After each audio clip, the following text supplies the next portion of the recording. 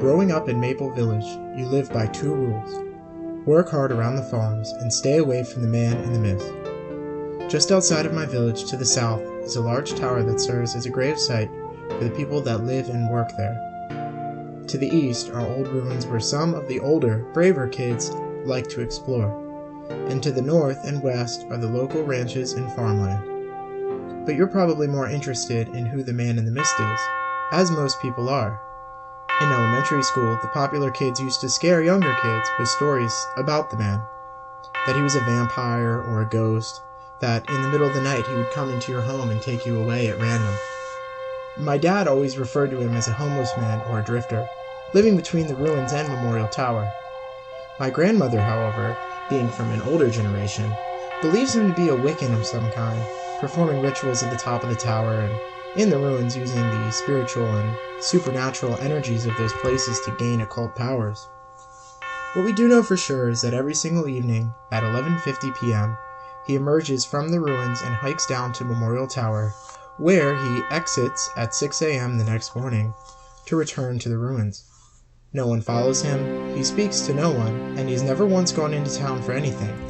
One day, however, around my 18th birthday, I allowed my curiosity for the situation to get the better of me. I was on my way home from the town to the south. I was selling goods for my family there, but all I could think about was the man and that tower. So it was no surprise to me that while biking home, I turned right and stood outside the base of Memorial Tower. It was night by now. I had no idea what time exactly. I took a deep breath and entered the tower. Every story, every word of caution buzzed in my head as I scaled that tower, filled with tombstones and purple haze. He's a dangerous drifter, he's a madman, he's a witch. None of the warnings could slow me down now.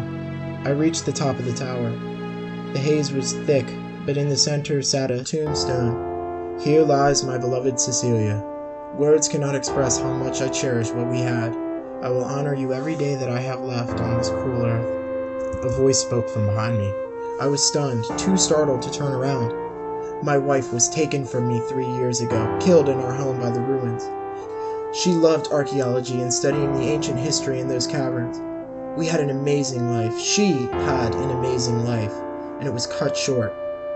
I am not complete without her. That's why you're here, isn't it? Our first guest in over 2 years, to find out who I am, who we are, and why I do what I do.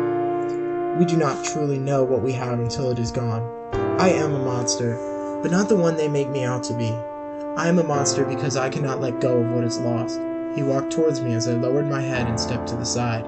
He rested a white rose on the grave and removed a decaying one, left by him the previous night. We looked at each other, nodded, and sat in solemn silence until 6 a.m. the next morning when I returned to my home.